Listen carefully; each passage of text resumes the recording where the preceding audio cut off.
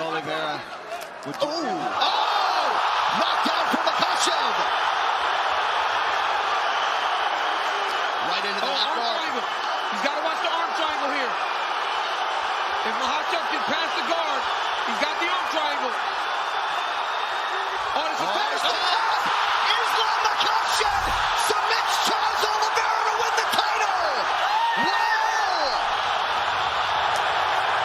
Hello and welcome back to Hold On, I'm Talking Brother. My name is Joe Greenwood and you are listening to our review of UFC 280, which was headlined by Charles Oliveira versus Islam Makhachev for the UFC lightweight title, and Tom Ballum for a card that was hyped up as potentially the card of the year. Didn't quite deliver, did it? It did deliver some strong emotions, Joe, but they weren't necessarily emotions of excitement. No. It was a bit profound in some ways. Some sadness dripped in there, but I guess we're going to get onto that. Yeah, particularly with the main event. Although, it was a strange, conflicting feelings at times during this card for me. I think also there was a realization for me is that, like, when you have like these super stacked cards, you just have to expect something weird to happen at some stage. Like you can't expect these cards to go perfectly. Like something's going to not deliver, something's going to go wrong. There is going to be some controversy that overrides everything. And frankly, that card definitely had it. So, yeah. Is the weirdness Chimaev getting in an altercation with a man he previously had his arm around in a warm embrace a mere few seconds before? I mean, that is one of the weird things about this card. And then Khabib climbing up on the fence looking like he wanted to dive in, like it was, the Conor card all over again. Eagle. I'm also talking about the Bantamweight title fight between Alajamain Sterling and TJ Dillashaw, which we will get to. But first, listeners, there's only one place to start, and that's in the main event.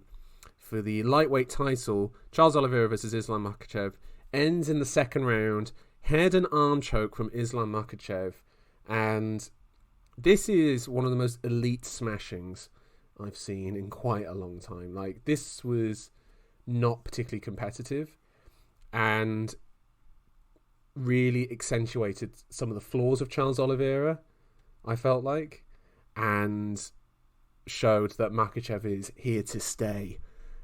At the top of the division, and was actually deserving of that title fight ultimately. Well, that's an interesting one. You've thrown the three things at me there. I was going to settle my. You provoked me. You provoked me with the last comment, Joe. Yeah, you provoked me. Yeah, because you can't, in retrospect, say he was deserving of it. Like, I was never saying that he's not a threat to Oliveira. And he's got no chance, that he can't stand with him, can't fight with him. Of course we knew that he was of that caliber, but he still should have beaten someone like Dariush. Maybe he'll get a chance to do that in the future. Yes. Judging by another fight on this card. But, we agreed. This is signed off on. It's official. Hold on, I'm talking, brother. He should have had one more fight against, a top 5 opponent before Charles. Nonetheless, he goes in there. I called it to be a knockout win, ground and pound victory. You had a decision win. Both of us just picked up the 1 point because it was a submission. Flaws in Charles Oliveira's game were many. Yes. However, Joe, for me, it was more like emphasizing that indeed wrestling, and especially the Dagestani variety, is the dominant discipline in MMA. Yeah, it's it really, really is. And at the moment, Makhachev is the best at it. Like, of this wave of guys that are coming through, he is quite clearly the number one. And it was a real announcement performance, I feel like. When I say that, like, he was deserving of a title fight, in afterwards watching it, there is a part of me that's just like, well, why wait? Why wait? Why mess around? And then also I'm thinking about what Makhachev said in the post-fight, where he said, this was before the fight, sorry. He said he doesn't want to be like Kamaru Usman and have a load of rematches. Like, he wants to fight fresh contenders. And it's now, he's at the top of the division, and he has 6 to 7 potential title challenges. Well, I mean, let's address that. Obviously, Charles is very keen to get back in there with him. What would it take for you for Charles to get another shot? I mean, this was so comprehensive. 2 distinct wins. 2 distinct. Is that wins. all? Yeah, 2 major wins. Joe, I'm sorry, Charles got smoked, Joe. If he has 2, Charles got absolutely smoked. Sorry, Joe. Once he got inside control, which we know is one of Islam's most dangerous positions, there in the second round, how long did it take him to sink that head and arm choke in? It was he had it in half guard. He started to have the squeeze in there, and then when he got into side control, it was pretty instantaneous. That squeeze must have been absolutely crushing. Different level, Joe. Because, we've seen Oliveira, first not get taken from half guard into side control, but then also withstand a little bit.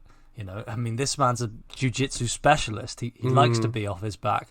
He was totally unable to fight off his back. He was unable to present any threat on the mat. We did suspect that might be the case. And more so, he offered no threat on the feet. He wasn't able to apply the pressure to Makhachev because of his fear of being taken down. Yeah, it did seem to show his the limits to his game from there. I do think defensively Charles is just is porous, basically. And when he's facing a guy like Makhachev, who is defensively so sound, is going to just be highlighted even further. Makhachev went in there and he had a fantastic game plan. He drew Charles into him. He knew Charles was going to come forward and he sort of waited. And there was a brilliant breakdown that I saw where the knockdown where, Charles goes for that jump knee and then Makhachev lands that right hand and knocks him down. Someone pointed out... 5 seconds in? Yeah. Are we talking about? No. It was the one in the second round that led to the finish. Someone then put that exchange side to side with their open workouts, and they both did the exact same movements. They both did rhythm steps. They both sort of bounced their way into it as a sort of and it was a tell for the other guy that was I'm about to do this. But the thing is, Charles went first with the rhythm step, meaning that Makhachev knew what was coming, so he set himself up for the right hand from there. It was it was a masterful performance from Makhachev. I think that is really the main thing we should take from this. And we should also praise Oliveira for being willing to take this fight and to still try and fight it on his terms. He didn't go in there with he did though. He did go in there in his terms. He did try and force the action. Of course, there were some things to take. Charles Oliveira never wanted this fight. Islam was right when he said, "I never heard you mention my name." I haven't heard Charles mention Islam Makhachev once since he became champ. Yeah, but I don't think he tried to dodge the fight. Do you think so? Yes. Oh, what, by taking the McGregor one? Yes. Well, he was pleading for McGregor. He was calling all sorts of names, Joe, but he wasn't saying Islam Makhachev. I think he must have known it was a bad matchup for him. And, we were worried it might be. It was kind of our worst fears realised. It was a little bit sad. Because Charles is kind of on the brink of claiming lightweight greatness, but suddenly that feels very, very far away. No, it doesn't. It doesn't. I still think Charles is one of the best lightweights of all time. I just don't think, for me, there's not a clear number one. I would say Khabib is the number one. Yeah, exactly. That's just it. And what we were saying beforehand, if he beats Makhachev, if he wins this fight, then probably you're going to give him the edge over Khabib. But this was so comprehensive in that Makhachev is the Khabib Mark II. You don't agree with this, Joe? No, I think that Oliveira is of that standard in terms of his resume at lightweight. That he has. Yeah, but he fell short. Yeah, but he defended the belt. He won the title off Chandler. He beat Poirier. He beat Gaethje, and he did it in a way to these guys that hadn't really been done before. But Joe, he fell to Makhachev. He's below Khabib. Yeah, I'm saying that. But what I'm saying is that I just don't think that step is I don't think it's as bad as what people make it out to be. Because really, Khabib, what puts him ahead of Oliveira is that he beat similar guys, and it's just that he didn't lose as many rounds as Oliveira, or he didn't lose as many moments in fights as Oliveira. Do you want to see Khabib versus Oliveira now? No, I never said that I wanted to see it in the first place. Yeah, but if he beat Makhachev, Joe, come on. Yeah, if he beat Makhachev, which he didn't do. And then we would get the real matchup. So for me, it was saddening to see this for Charles, because I'm a fan. Just because it's a confirmation that he's not as good as Makhachev. Yeah, it's like if Khabib fights, like it's like seeing what happened to Tony when he didn't get the Khabib fight, and then realizing like, hold on, Khabib would have just smashed Tony, even prime Tony. Yes, he would have smashed him. And it was sad to know that. I like to have that uncertainty. Why? But why is it sad though? Like, to me, it's not sad. To me, I'm a fan of Charles. Yeah, I'm a fan of Charles. I'm a fan of Charles as well. But like, I don't look at this and I'm like sad. I'm like, wow, now Makhachev, what's he going to go on and do? Like, that's the feeling I get from this. It's just like, he did that to Charles. He made Charles Oliveira not look of his level. Like, what's the most compelling matchup for you now for Makhachev? Ismagulov. all right. There are things to be excited about, but the UFC don't want to show us that, Joe. Do you want to watch Makhachev fight Poirier? No. Do you want to watch Makhachev fight Chandler? Well, we know what he's doing. He's fighting Volkanovski next in Australia.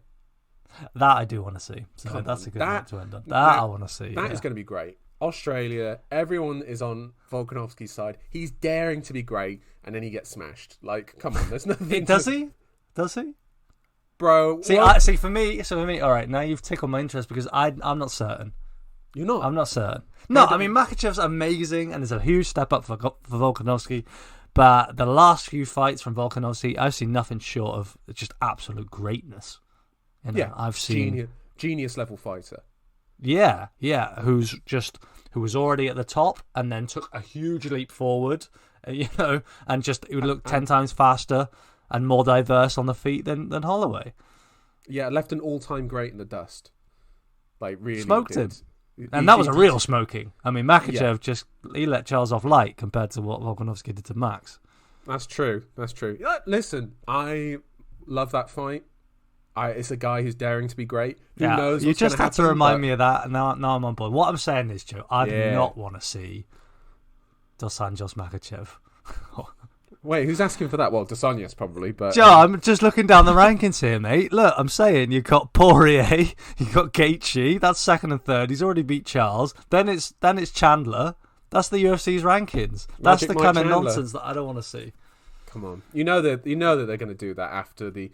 You know what's actually going to happen? We're doing a little bit of matchmaking before, but the winner of Poirier Chandler is going to have to face Dariush, and then me and you are going to be watching that, praying that Dariush wins that, so we don't have to watch Poirier get smoked by Makhachev. I don't even think Poirier would take that fight, Joe. Come on. What, Makhachev? Come on. A title fight? He got destroyed by Khabib. It was not. He doesn't want to run that through again. I don't think he doesn't want to fight Charles again. I think he's going to be like, give me celebrity. Let me enter the prize fight. Yeah, exactly. I think Poirier is at that stage in his career, and Gaethje should be too. I mean, also I think Gaethje is not on the same level as he was a few years ago, as well. That's. I think that also needs to be confirmed. Which if he faces Fiziev, I think will be confirmed. Joe, there's one other thing that came out of this fight, which I want to get your take on. And that was the post-fight interview, which was with Islam Makhachev, but kind of with a bit more spotlight on Khabib. Yeah. And Khabib ending up with the belt around his shoulder. Yeah, that was... What's your thoughts on that? I don't see any issue there. That's like when... do you remember when Stipe beat Ngannou and then he gave the belt to his coach to put around him? I don't think it is the same. To me, I mean, that was more like, well, you've disrespected me, but also I want to put a bit of shine on my coaches. I think it's him trying to put a bit of shine on the guy who brought him to this level. You don't think he's done that so far in his career? Yeah, but this is like confirmation. This is like, I'm of this level. All right, so if he did it to Javier Mendez, would you have really cared that much? What would be the difference? Just I'd have cared. Yeah, just because Khabib's a fighter who's like ever present. He's not. He's retired, but he's still of age. He's the greatest of all time, like which you've just said. What, the greatest lightweight of all time? Yeah. Yeah, it's him. And Islam goes and breaks out and wins the belt in Abu Dhabi. Yeah. And it's a further testament to Khabib's greatness. Yeah, and now it's on to Makhachev starting his campaign. And I think also, I really just hope this, is that Makhachev is out there consistently. He's not fighting once a year. If he's out there twice a year, that'd be brilliant. Just to see that lightweight title defended properly. You know, Charles was starting it. Yeah. Like, remember those years of Conor with the belt? That was dark, dark days. And then when Khabib got it and he was like only turning up once a year to defend it, it was like, that's not what you want for that division. You want to see that division moving. You want to see a bit of turnover. And hopefully we'll start to get that, meaning that guys will be fighting more consistently, knowing that the champion is fighting more consistently as well. Just the last one on that discussion. Yeah. I mean, at what point can Makhachev step out of Khabib's shadow? Or never? No, he can, but I think it would require. I think it would require passing. It's just that for me. I think it would require surpassing Khabib's defense. But it's also like I understand his deference and respect for Khabib and of course his father, and I'm sure it's true. Like, he wouldn't be there without them. You know, they do. He owes it. He made them. He was made by them. But it's like he's shown nothing but deference and respect his entire career. And it's like, this is his moment. But that's him. That's him, though. He's not. You know, I think you're looking at it in an individualistic style. You know, you're thinking about him as an individual rather than how he looks at it, which is the team. You know, he's looking at this as like, this was a team effort that got me here. And this is a lifetime's effort to get me here, and I need to be able to show that. You know, if Abdulmanap 100% was still alive and Makhachev won the title, he'd be giving the same respect to him as well. I don't know. I guess it is just the similarity in their profile and age, and just Khabib's proximity to the division still. It just, I don't know. I just like, this is his moment. And the sport in general, because Khabib hasn't like gone away. Like, we still hear from him. Maybe he should a little bit. Like, just on Makhachev's night, like he can still take like the plaudits. Makhachev can still point to Khabib. But I just feel like when he's giving the post-fight interview, I don't think DC needs to interview Khabib. He didn't want to do that.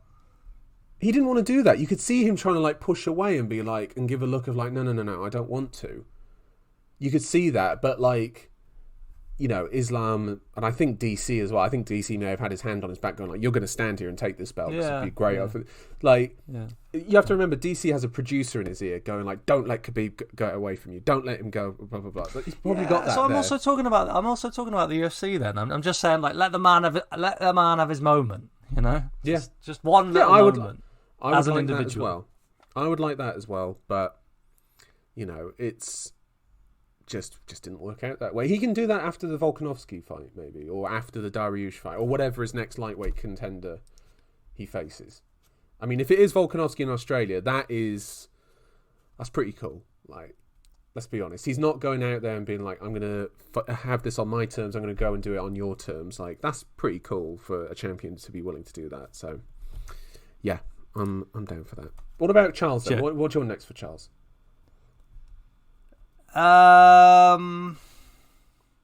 Big step down.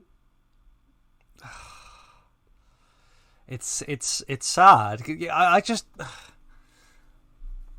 don't really see a path that would enthrall me that leads to him fighting Makhachev in the foreseeable future. Well, in the next year and a half. Like,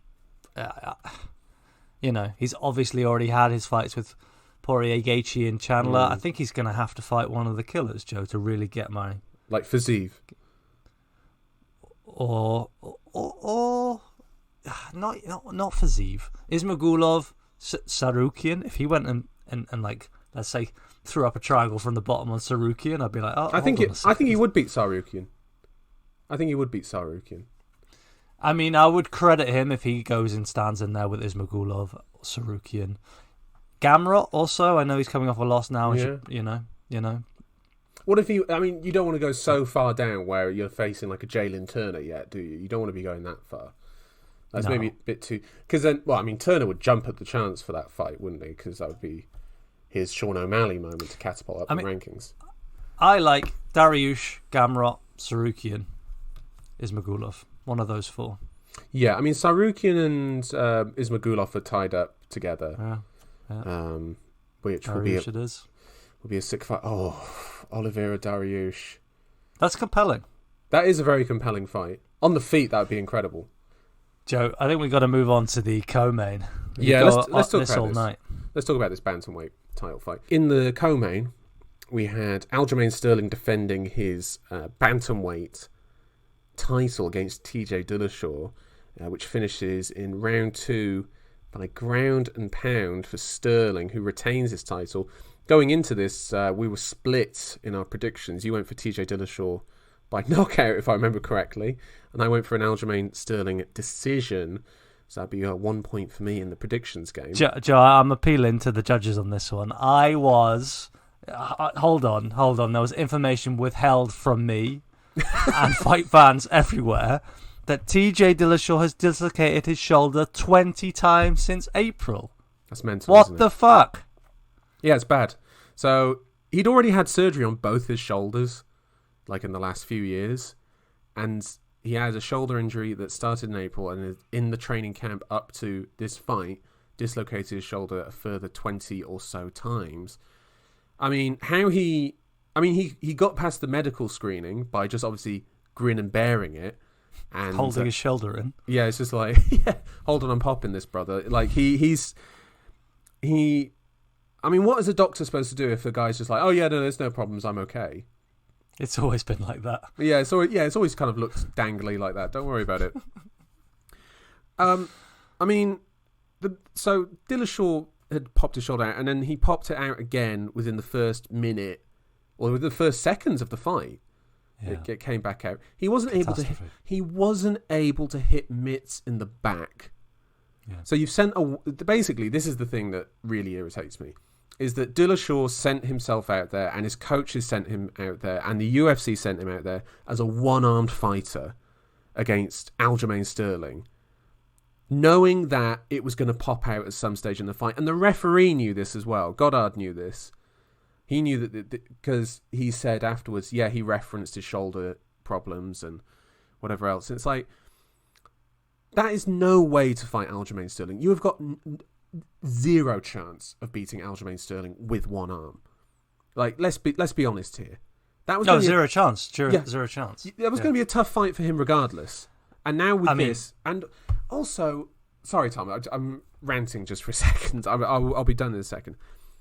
What does Dillashaw see as the point of doing this? Was it that, like, he thought he wasn't going to get another title shot? If he waited 6 months, you don't think he would have got that title shot? Well, this was the big question. I guess the way that I rationalised it, although I had a hard time doing so, it was that Dillashaw just really wants this. Like, he's just that much of a competitor. And he can see, like, the sand going through the hourglass bit by bit. He can see the age clock, and he knows that he can feel it. He can feel it. Exactly. He obviously had a bad experience against Sandhagen, got an injury, got set back again, realised he can't really afford that kind of time or that kind of injury, and realises he can't juice to heal the injury quickly because they're onto him now. And I just think he really wanted it. I think he wanted to just will it into existence, and I found it a little bit unsettling, to be honest with you, Joe. It was sad. It was sad that we saw, an all-time great go out like this. But this is how they go out, though. If they've got this mentality. Joe, also the way that he fought, though, in the first round, like his determination was just absolutely bewildering. I mean, he was getting smashed on one arm in excruciating pain. I've seen 9 fighters out of 10 not take an easy way out. I can't even use that language. I'm just saying, like, he's getting pounded into the mat, and they haven't fought to change the position, They haven't been consciously been like, okay, I want out of this, I'm going to stop moving. But they've been getting pounded so much that it's been legitimately stopped. But Dillashaw kept finding that extra bit to keep going. It was insane. In the hope of what happening exactly? That he might knock out Aljamain with his right arm. And goddamn, he was throwing it every chance he got. Yeah. Yeah, it was just it was quite incredible in a very sad way to see this. I mean, I've never seen anything like this on this level, but in reality, when you look at the X's and O's of the fight, you know, Dillashaw's got this strong kicking game in which he does get kicks caught a lot, and then Aljamain Sterling, his main takedown is a single leg.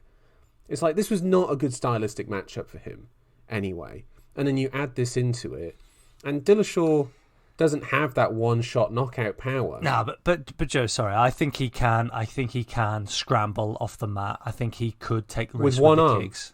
No. Of course not. He couldn't post off the arm. He had no chance. Yeah. No chance at all. But I feel like this is why I'm a bit sad, because I feel like, well, I made the pick I did, and I think he could have win this fight. I don't think he ever will now. No. And that kind of brings us on to where they're at. TJ, he's probably done. Joe, I think he's done. Yeah, career-wise, he has to be done. I mean, Like, he's torn his labrum. Yeah, what does he want in his life? Like, does he want to be the champ? Yeah, but he's not going to be the champ anymore. He's been the champion twice. He's defended the title, I think, 3-4 times in his career. You know, he's done more than most fighters will ever do in their entire career. He's had incredible highs, and he should be happy with that. And I know that he's not going to be, okay? But at a certain point, does he want to be able to lift his hands above his head later in life? I don't think he can think that far ahead, Joe. I just no, think he's he should. a competitor. He's No, one of he these should. guys who's going to have a hard time when that, you know, he's going to be racing dirt bikes or, I don't know, getting into some wildness. Because I just think he needs it. It's sad. That's what this fight made me. It made me feel incredibly sad. Because then the other side of it is, and as he said, he held the division up.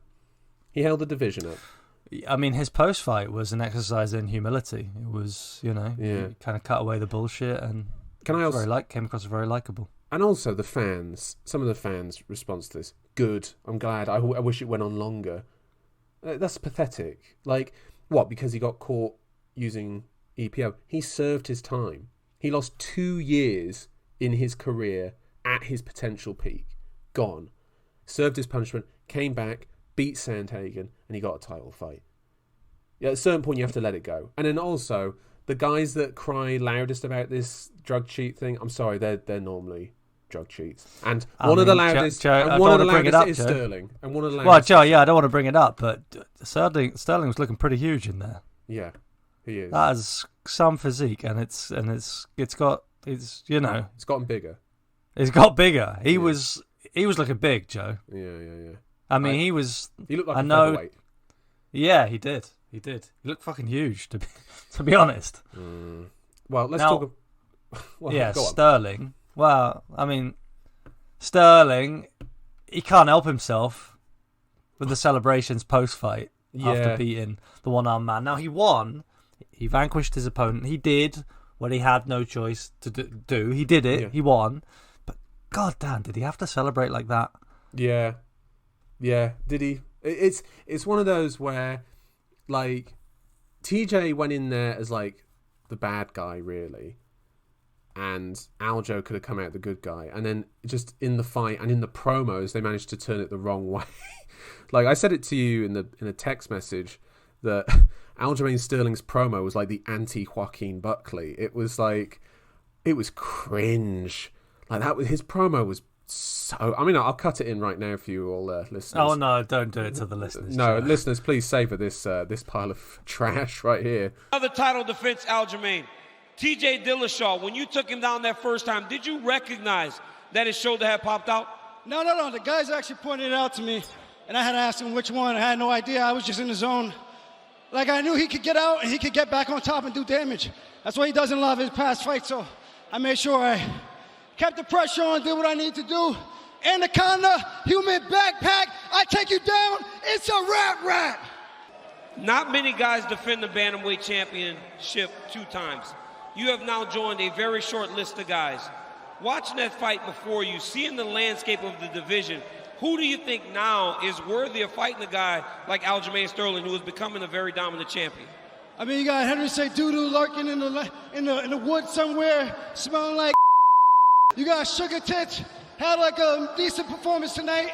You got Marlon Cheetos, Dorito Vera.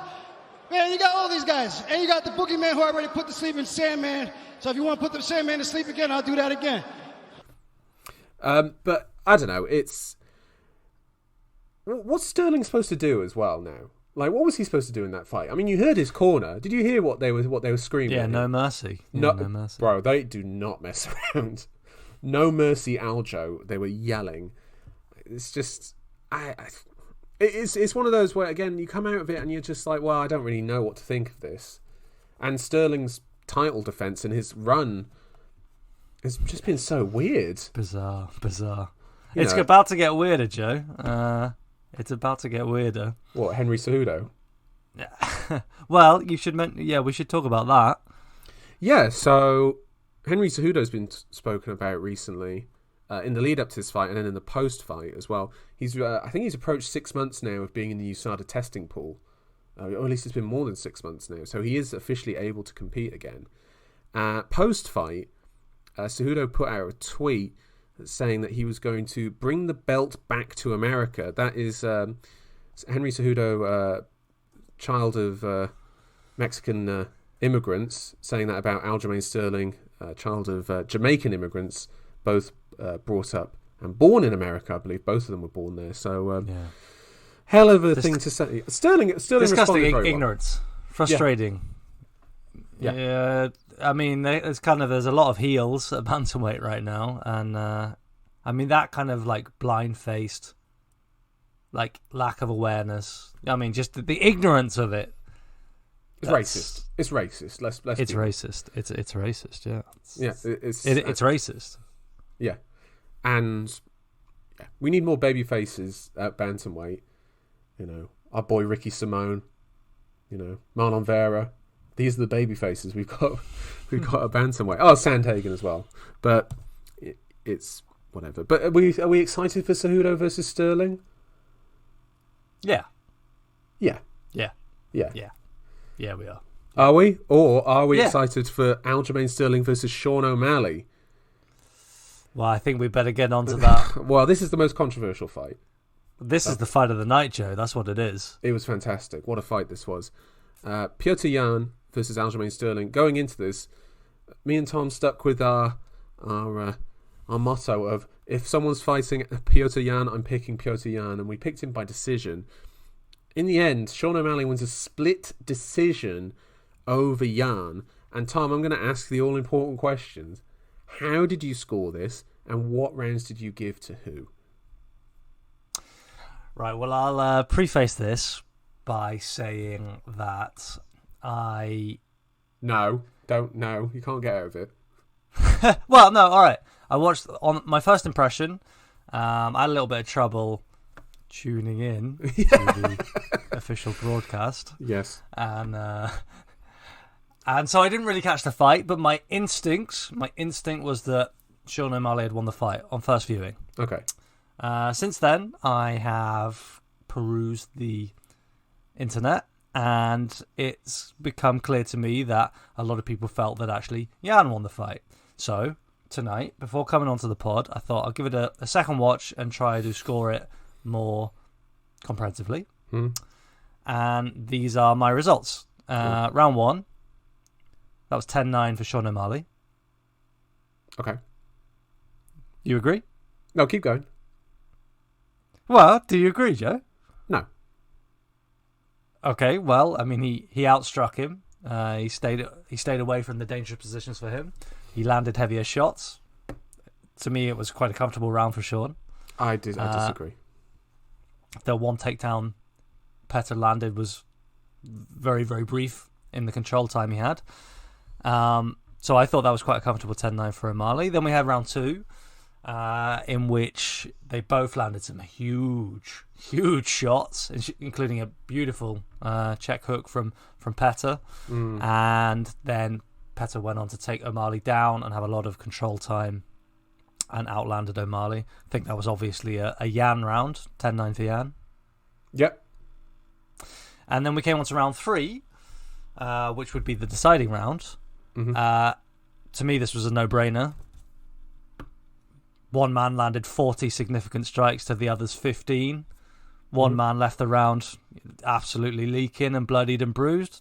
10-9, Sean O'Malley. Sean O'Malley wins by 29-28. That is one of the most ludicrous things I've ever seen. First off, that you said the brief control time in round 1. Petr Yan had 1 minute and 10 seconds of control time in that round. Yeah, 20% of the round. Yeah, and also and did no damage. Did no damage on the mat. Joe, he did no damage, and Sean got back up. Oh, and then when they were on the feet, Sean was lighting him up. He was not lighting him up. He was not lighting him up. Lighting him up. Absolutely not. Joe, I don't know what to tell you. He landed more significant strikes. I don't know what more you want from the man. 23-19. That's not significantly more. Well, that might be how it was scored. It's interesting to hear that. So it was official then that Sean did outland him. But I also meant like the impact and the damage that was done. He was troubling Petr Yan to a point that Petr Yan's only route in to compete with O'Malley was to take it down to the mat. Like, he was in trouble. He was not in trouble in that round. I'm not having that. No, in the fight. In the first round? Over the course of the fight, Petr Yan was having a lot of issues with... Sean's, like, his straight shots... It's kind of like Conor, where... You remember when Conor would overextend on the left and you know, follow through? He'd almost be, like, out of position. He'd be reaching across, sort of thing. Sean O'Malley has a similar kind of style, but it's really straight down the pipe, and the range that he was able to hit Yan with, and the speed was something that Yan hasn't dealt with before. Yeah, it was very impressive. Okay. When I've got to say, it was an incredibly close fight. I don't think anyone can contest that this was a close, competitive fight, and that Sean O'Malley is absolutely 100% of this level.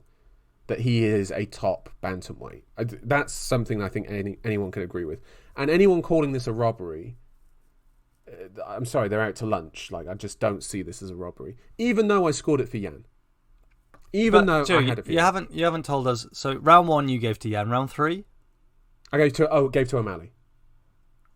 Okay. That was the round I gave to O'Malley. I thought that was his most significant round, and I thought that also what was quite surprising was to see Yan drop off, and that was down mostly to those fantastic straight kicks to the body that O'Malley was landing.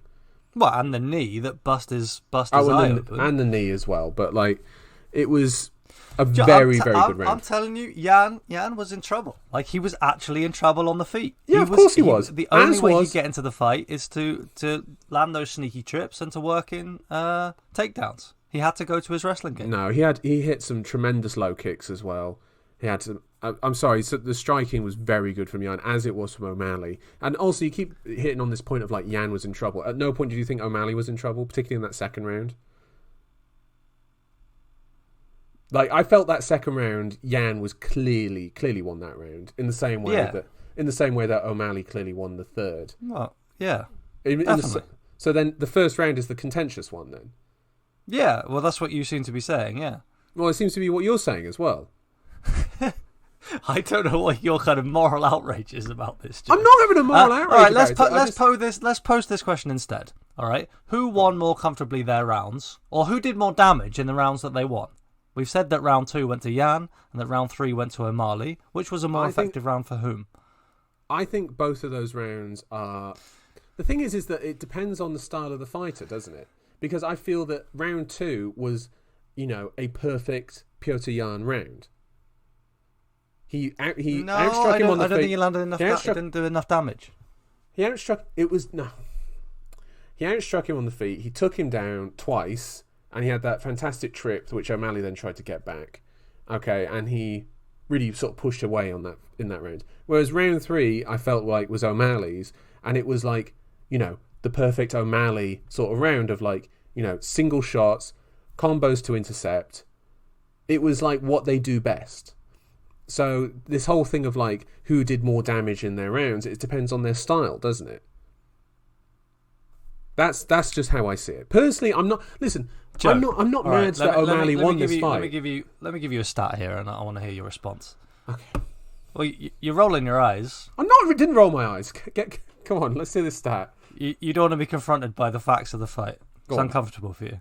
Let's hear this stat. In round 3, Sean landed 33 strikes to Yan's head.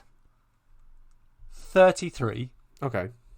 In Yan's dominant round 2, Yan, in total, to all areas of O'Malley, was able to land 22 strikes. I've got 24. I'm looking. Yeah, 24. Yeah. Okay. To O'Malley, by the way, in the same round, 21. Yeah. So how are you gonna tell me that O'Malley didn't have a more dominant round in the big round that we both scored for each fighter? I'm not saying that he didn't have a more dominant round. I'm just saying that like their styles at those points of the fight, that is their most dominant rounds. Like, okay, if you want to just go on like this cumulative stat approach to it, then yeah, you can say that. But, still in that third round, Yan still had nearly 2 minutes of control time. What we've seen from Petr Yan so far in his career against the elite strikers that he's fought, and I'm thinking of Corey Sandhagen in particular, is a man who can adapt and counter the opposition. Yeah. Okay, and eventually overcome them on the feet. Yeah. That was not going to happen, even over 5 rounds in this fight. Yeah, but that's discrediting O'Malley in a way then, because it's like I'm giving O'Malley huge credit, Joe. I felt like he won the fight. Yeah, but I'm trying to defend him. Yeah, but you're putting it onto Yan there, where it's just like, well, Yan didn't do this. He fell short. Because O'Malley did that in O'Malley that round. No, in the fight. In the fight, it was a consistent theme that grew over the course of the fight, is that O'Malley was a huge problem at range for Yan, and Yan couldn't find the answers. O'Malley was so fast, his movement was great, and he hits hard. When Yan would kind of turtle up and fight with that close guard, O'Malley would just dap him, little jabs, he would open him up, and he would come around the side of the guard. Some of those strikes, though, they were definitely arm shots. There were a few where I was just like, that's clearly hit Yan on the arms there. Like, that hasn't landed clean. And I agree with that. Well, you would hope so. I mean, Yan fights extremely defensively, so you'd hope that he is blocking something. But ultimately, O'Malley got through and he bust him up, Joe.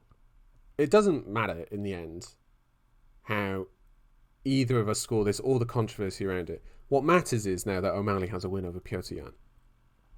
That is what it's going. That's what's going to show. It's an incredible. I'm not denying it was an incredible performance. This is amazing, Joe. And really, it's kind of this whole scoring of the rounds thing. It kind of like loses or takes away from what was an incredible moment. Now, I'm going to throw this to you. Title shot?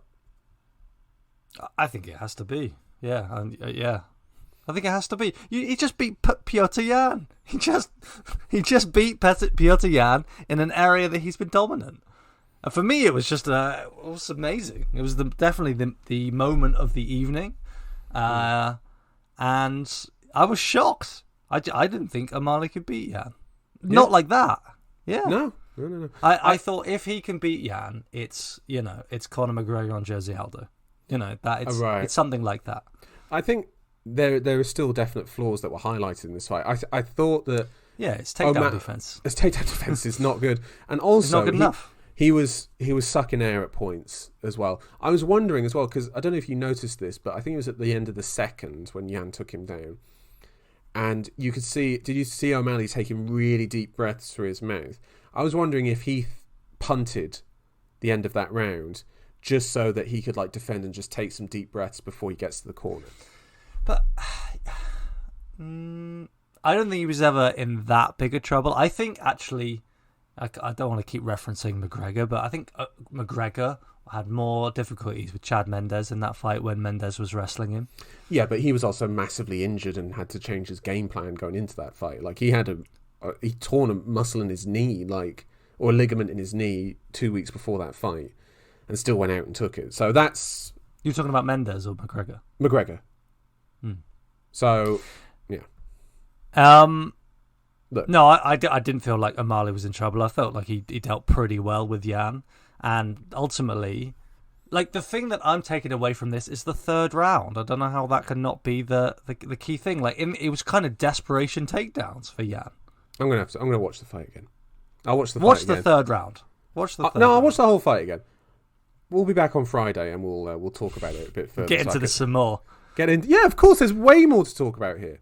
Okay, O'Malley title shot. Okay. Yeah. If not, actually, you know what? Actually, And I'll let the listeners know. Spoiler right now. He's going to get wrestled to death by Alajamain Sterling. yeah. I don't. How the fuck does he beat Sterling? Just lateral movement beats him on the feet, striking wise. He has got really good power. One hitter quitter power. Oh, he has. Oh, he showed that. He has really shown. Oh, he showed he's special. You know, we should get on the train. I'm never going to be on the train fully. He's just the personality just doesn't quite mesh for me. Anyway, Petr Yan, we got loads to get to. Petr Yan. Yep. Anybody, any bantamweight or featherweight or whoever he wants, I'm in. It's going to be good. Okay. All right, it doesn't diminish Yan. It doesn't diminish Yan. I think I would love to see them fight again. How about we end like that? A 5-round. And oh my main God. event. Yes, Yan. He's got to drop down a few places in the rankings here. I would love it. How about if Yan just goes and dusts off Dvalishvili? Neutralizes him. Just gets rid of that. You know. Yeah. And then you bugger off. And then that's it. Deal with him so that he doesn't go and blanket any other young flames. Yeah, exactly. And then you give him one of these young boys on the come up, and then he fights O'Malley. Okay. In Siberia somewhere. Right. So lightweight.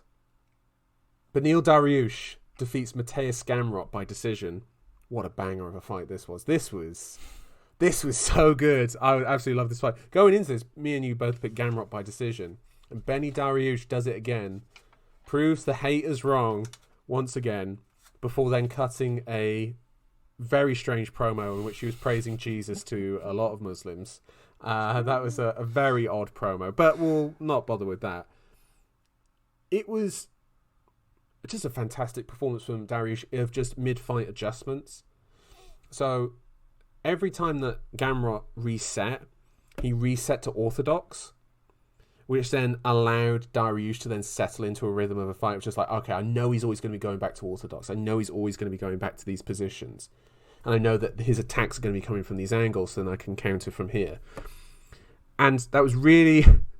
really, really smart fighting. And then he just unloaded that huge left hand in the third round. In which he... Yes. Oh, my word. What a shot. Monster.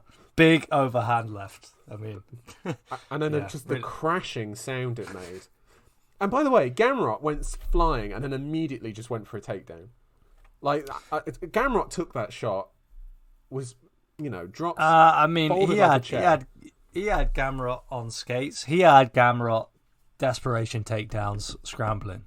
Yeah. Like Dariush neutralized the wrestling. He was absolutely dusting him up on the feet. I really liked his check knees. Yes. Really, that constant theme through the fight. Crushing knees I've put here. Oh my word. Those knees were incredible. That second round was really, really good. He landed another big left hand in that one. But Gamrot did something really cool in that second round where he feinted a takedown, then hit a 1-2 immediately, and then went in for the takedown. I was just like, oh, that was so good. That is a guy who he can just absolutely wrestle and scramble for days. And some of those scramble exchanges got into very strange positions. I thought, like, this is really interesting. It was a lot of fun. It was, I think you're talking about the moment where, like, Gamrot, he fainted. Yeah. Dariush ducked down, then he came back up, and then he went back down again. Yeah, exactly. It was so good. It was so. But that was just a brief moment for Gamrot. What ultimately we saw was that Dariush's takedown defense was impenetrable going after the first round. Anyway. Yeah, I gave the first round to Gamrot. I think maybe you gave. Me too. Yep. Me too. Yeah. And I do you know what I really like about Dariush as well? I love his kicks. There's just these big clubbing kicks that you just like.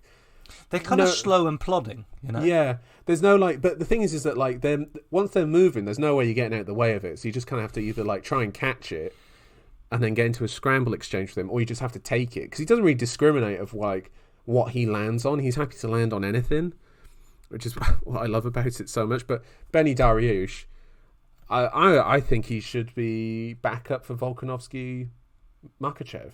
You know, he should be making that flight out there, cut the weight and get that title shot for him, because he deserves it, man. He absolutely deserves a title shot ahead of anyone else in this division now.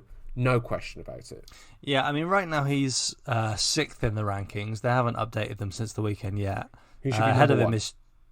So he bypasses Poirier and Gaethje Yes. and all that nonsense. My... Yeah. Well beyond that nonsense. Is that your prediction? Will the UFC? No, he'll go up to 5th. He'll go up to 5th. That's what he'll go.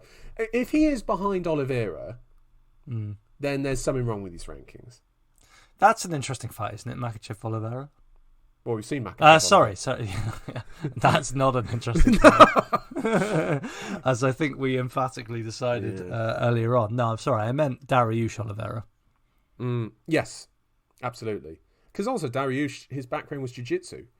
I mean, he was a jiu-jitsu world champion, like in the gi. So, you know, I'm intrigued, by the way, Dariush Makhachev. Oh, I'm in. tickled. Yeah, I'm in. Like with that takedown defense And those clubbers, those big clubbing shots. exactly. We know Makhachev doesn't like those. So can you imagine if Dariush wins the title? What sort of promo he'd cut? I mean, he's already got his crown from above, Joe. So of course. What a weird and interesting bloke. Opening the main card, Manon Fior defeats Caitlin Chukagian by unanimous decision. This was just not good. we had both picked that. Yeah, we both picked Fior by decision. 2 points each. 2 points each. Fior wins this, but there was a lot of missed shots in this.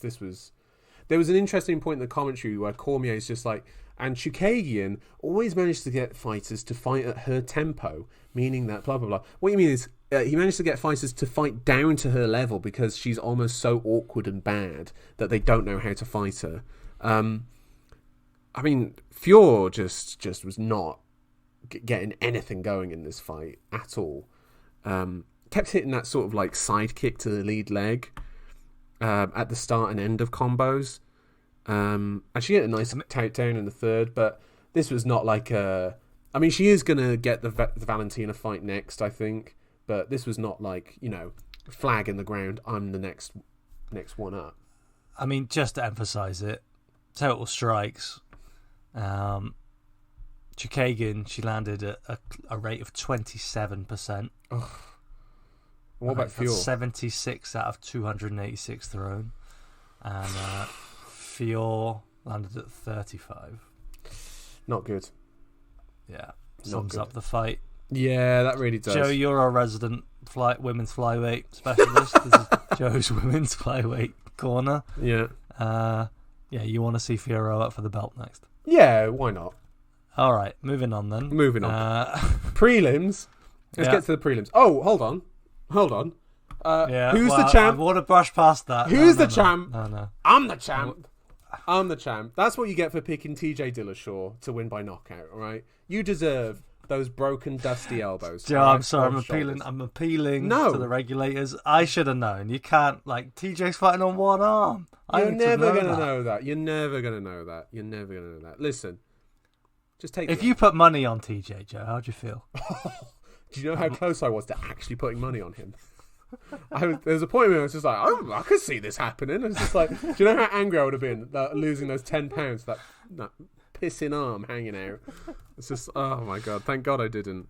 Anyway, let's talk about the prelims. This is something that's a bit more fun. Bilal Muhammad defeats Sean Brady by knockout.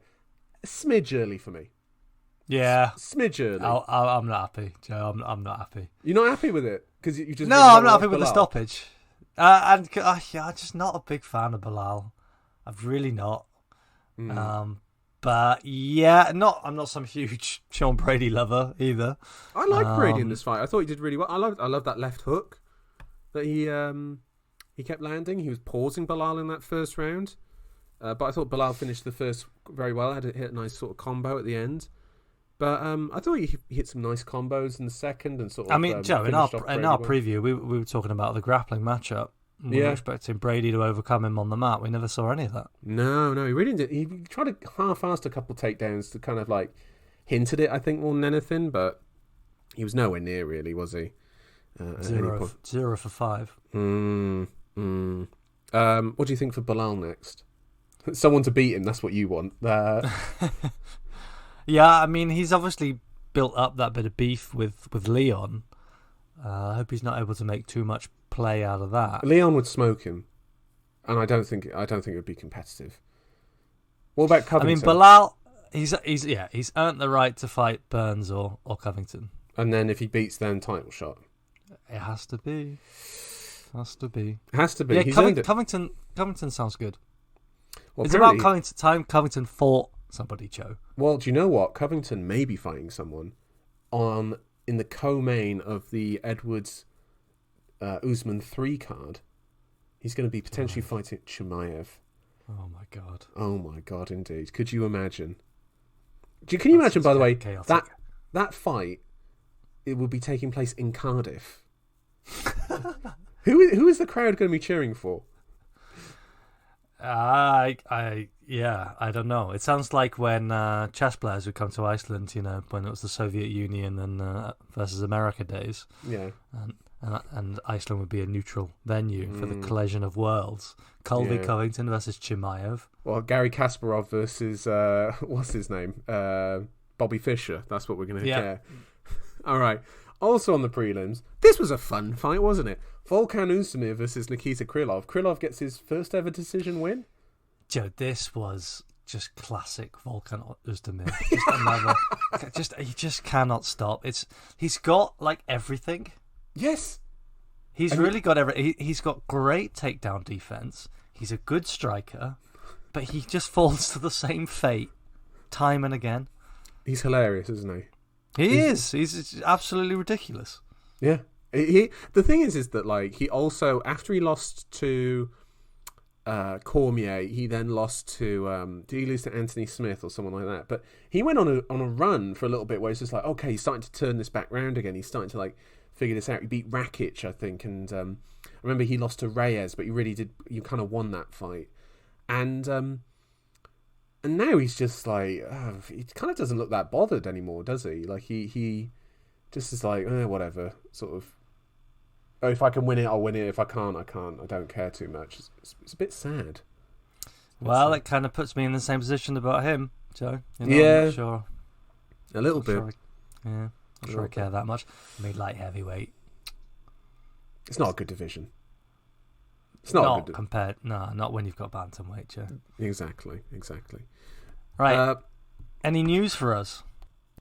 One fight announcement I need to bring to you to get your reaction. December 10th, UFC 282. Las Vegas will get the Paddy Pimblett show where he faces... Do you know who he's going to face, Tom? No. He is going to be facing... Giles? Or? No, Trevin Giles. He is going to be facing Jared Gordon. Gordon, who's on a 4-fight win streak. 7-5 in the UFC. People are a bit angry about this, Tom, and I see no reason to be angry, personally. It's just because... What are they upset about? That he's not facing someone that's going to beat him. Like, come on. Like, what do they want him to face Sarukian or something and just get absolutely steamrolled? Like, I don't know what people are expecting of Paddy Pimblett. He's in his 20s, and he's on his 3rd fight in the UFC, his 3rd fight this year as well. He's not going to be fighting Sarukian or Gaethje or Fiziev or anyone like that. That'd be ridiculous. Gordon's last showing was against Leandro Santos, the old man of the division. I just had a little look to see where Santos is now. He's retired, Joe. Very sad, very sad. Always liked Santos coming out once a year for a fight. That was quite the freakish occasion. Yeah, I mean, this doesn't really move us in any way. This is it's a. What is Jared Gordon's brand? He's a jiu-jitsu guy, isn't he? In personal life, on his Wikipedia, Joe, it says drug addiction. Oh yes, he has a bit of a mad story. Does Gordon? And actually, he doesn't particularly enjoy MMA, but he uses it more for like his philanthropy. He seems like a very nice guy. But yeah, it's, I feel like it's a suitable step-up fight. And then next year he can fight someone, who is, quote, actually kind of good. So, rather than someone like Gordon who's like, he's decent. But again, I don't know what people expect of Paddy Pimblett at this stage of his career in the UFC. Anyway. Tom, shall we wrap it up here? We'll be back on Friday, listeners. We're going to preview the Arnold Allen versus Calvin Kattar card for you. All of the good fights on that, of which there are 2. We're also going to talk about some of the news that happened over this week, but you need to come back on Friday for our hot takes on geopolitics, okay, which there'll be plenty of. You can probably guess what we're referencing in that case. But Tom, thank you. You've kept the belt nice and clean for me. I am the champion, and I shall be defending. Yeah, and I shall be defending it sparingly. So that is just saying right now. Thank you for joining me, Tom. Thanks, Joe. And listeners, contact us at holdonbrother69@gmail.com if you would like to contact us. Any questions that you have, happy to read them out on air, and maybe we'll answer them. We'll be back on Friday. God bless, Tom. See you then, Joe. Yes. All the best. All the best indeed. All the best to the champion.